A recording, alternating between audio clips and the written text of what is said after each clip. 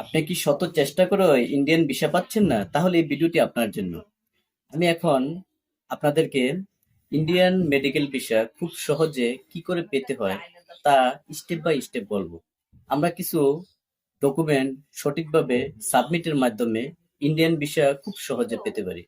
আপনারা নিশ্চয়ই জানেন, বর্তমান ইন্ডিয়ান সরকার আমাদেরকে medical visa, student visa, double entry visa এবং বিজনেস ভিসা এই ভিসাগুলো আমাদেরকে দিচ্ছে। কিন্তু এর অ্যাপয়েন্টমেন্ট গুলো তারা খুব সীমিত পরিসরে দিচ্ছে।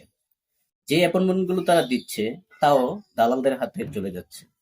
দালালদের কাছ থেকে এই অ্যাপয়েন্টমেন্ট গুলো নিতে আমাদের অনেকগুলো টাকা গুনতে হচ্ছে। দালাল ছাড়া কিভাবে খুব সহজে আমরা মেডিকেল ভিসা পেতে পারি এই ভিডিওতে আপনাদেরকে স্টেপ বাই স্টেপ দেখাবো। আপনারা খুব ধৈর্য সহকারে, মনোযোগ সহকারে এই ভিডিওটি দেখুন এবং যে ডকুমেন্টগুলোর কথা আমি বলবো তা আপনারা সঠিকভাবে সাবমিট করতে পারলে 100% ভিসা পাবেন। তাহলে চলুন কি কি ডকুমেন্ট আমাদেরকে সাবমিট করতে হবে তা আমরা এখন। প্রথমত আমাদেরকে ইন্ডিয়ান ভিসা অ্যাপ্লিকেশন ফর্মটি খুব নিখুঁতভাবে পূরণ করতে হবে। এখানে কোনো ভুল তথ্য দেওয়া যাবে না। এই ইন্ডিয়ান ভিসা ফর্মটি যদি আমরা সঠিকভাবে পূরণ করতে পারি তাহলে আমাদের ভিসা পাওয়ার পসিবিলিটি অনেক বেশি। আপনারা একটু ফর্মটি খেয়াল করুন। এখানে একটি স্ক্যান করা ছবি রয়েছে। এই ছবিটি আমরা ভিসা অ্যাপ্লিকেশন ফর্মটি পূরণ করার সময় দিয়েছিলাম। আমরা যেই ছবিটি এখানে দিয়েছি একই রকম ছবি এখানে আমাদেরকে আঠা দিয়ে লাগিয়ে দিতে হবে। আমাদের ছবিটির সাইজ হবে 2:2। এই 2:2 সাইজের ছবি দেওয়ার পর আমরা অ্যাপ্লিকেশনটি সঠিকভাবে পূরণ করেছি কিনা তা চেক করে নেব। অ্যাপ্লিকেশনটি সঠিকভাবে পূরণ করা হয়ে গেলে আমরা আমাদের পাসপোর্টের স্ক্যান কপিটি তার পিছনে দিয়ে দেব। স্ক্যান কপিটি দেওয়ার পরে আমাদের যেই ন্যাশনাল এনআইডি কার্ড রয়েছে, ন্যাশনাল এনআইডি কার্ডের একটি কপি আমরা তার পিছনে দেব। তারপর আমাদেরকে দিতে হবে 6 মাসের ব্যাংক স্টেটমেন্ট। অর্থাৎ যদি ব্যাংক স্টেটমেন্ট যাদের না আছে তারা ডলার করার সময় যে এন্ডোস্কোপিটি করা হয়েছে ওই এন্ডোস্কোপির ডলারের এন্ডোস্কোপির একটি কপি আপনারা পিছনে দিয়ে দিবেন। এগুলো আপনারা দেওয়া হয়ে গেলে আপনারা ইন্ডিয়ান যে হসপিটালে আপনারা চিকিৎসা নেবেন ওই হসপিটালের ডক্টরের অ্যাপয়েন্টমেন্টের একটি কপি এখানে সংযুক্ত করে দিতে হবে।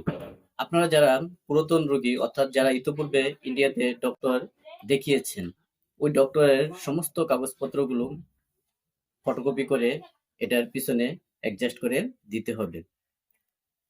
যারা আমরা নতুন রোগী আছি অর্থাৎ যারা এখনো ইন্ডিয়াতে চিকিৎসা করেনি কিন্তু ইন্ডিয়াতে আমরা চিকিৎসা করাতে চাই তারা বাংলাদেশে যে ডক্টর দেখিয়েছি ওই ডক্টর আমাদেরকে যে যে কাগজপত্র প্রোভাইড করেছে এবং যে যে রিপোর্ট আমাদের রয়েছে তা আমরা এখানে সংযুক্ত করে দেব।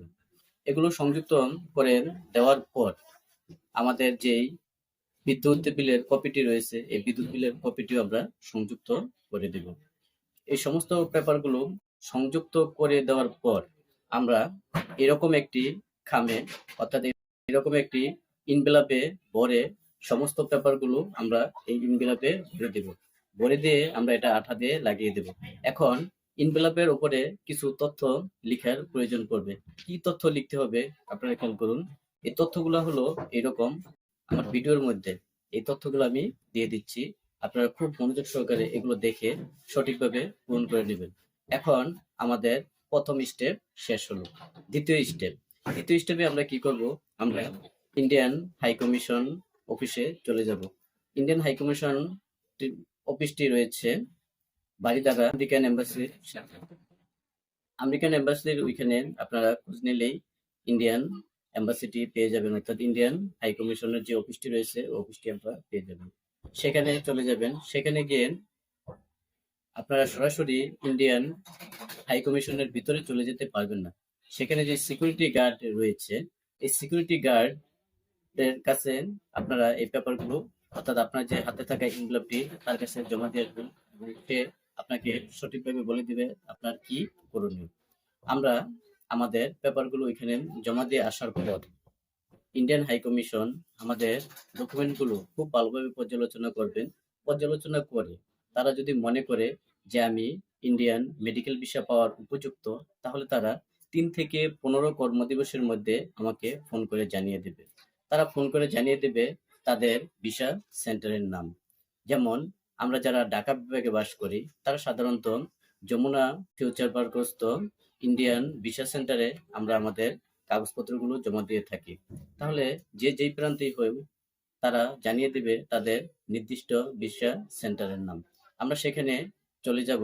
সেখানে যাওয়ার আগে আমরা ইন্ডিয়ান হাই কমিশনে যেই ডকুমেন্টগুলো জমা দিয়েছিলাম তার এক সেট কপি, অরিজিনাল কপি আমরা সাথে করে নিয়ে যাব।